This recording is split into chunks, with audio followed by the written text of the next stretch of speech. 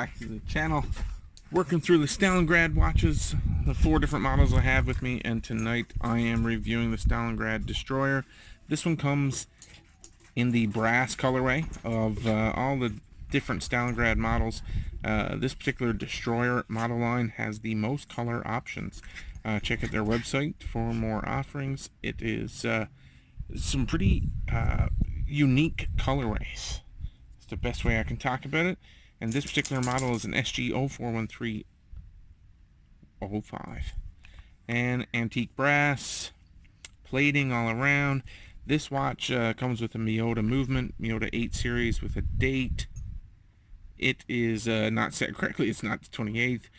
But anyways, it comes in at $350 US in this particular setup.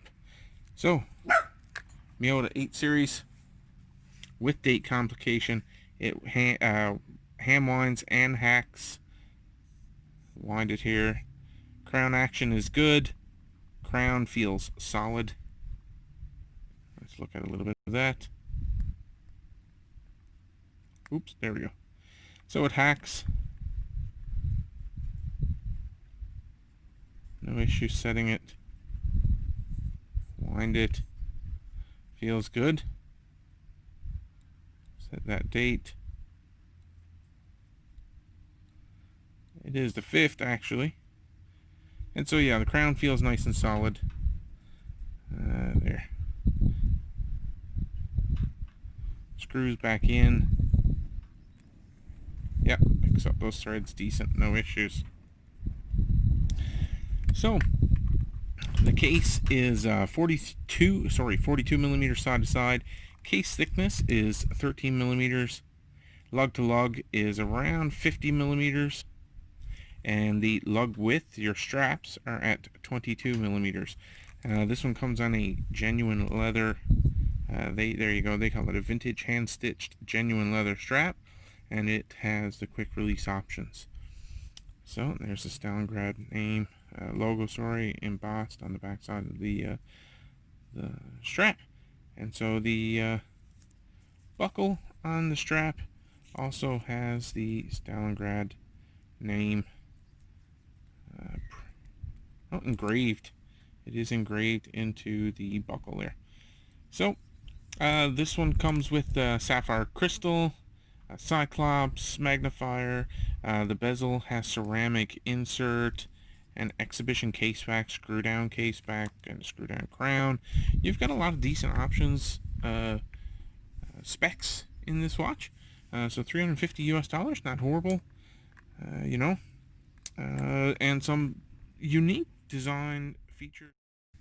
So yeah, the dial face has some sort of design or pattern to it. I can't quite tell if it is raised, but it definitely seems like the markings across the dial are raised, these lines back and forth, adding some texture.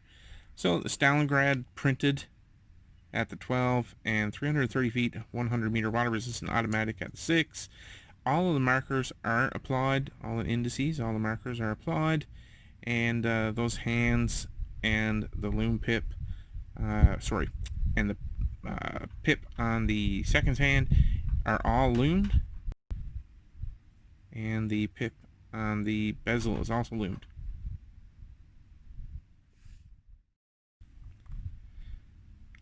I am truly almost ready to pack it in here tonight. This has been one of the most brutal reviews, between distractions and stumbling over my words. Sometimes I wonder. Anyways, bezel is a 120 click unidirectional bezel. You know, maybe I'm pushing it a little too hard, but seems like there is no backplay. That's just me being able to push it. So let me get alignment for you. The light is just over my shoulder. My dogs are losing their minds again. There we go, they're gone. Alright. So, nice ceramic bezel. The markers indicator here in red that is engraved into the ceramic and filled with red, and the rest of this is painted or printed onto the bezel. And the loom pip, that pip marker is loomed. Alrighty. So, you know, the loom is a Swiss Super Luminova. And cons, pros and cons of the watch.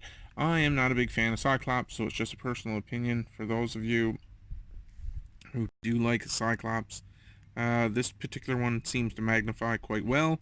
It is centered over the date window decent. I don't think there's any issues there with its alignment. Let's see if I can hold this all still enough. Yeah. Yep, so it's all lined up quite well. And there are definitely no issues with the build quality overall. The watch feels solid. It wears comfortably. The leather straps on all of the watches that have been in with me are nice and comfortable. And, you know, none of them are showing any signs of coming apart or threading issues and so on. So yeah, so exhibition case back, there you go. So here's the destroyer, the loom pip hands.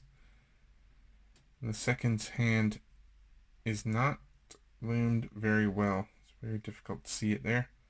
All the indices. An overall decent loom. There you go. Stalingrad destroyer loom.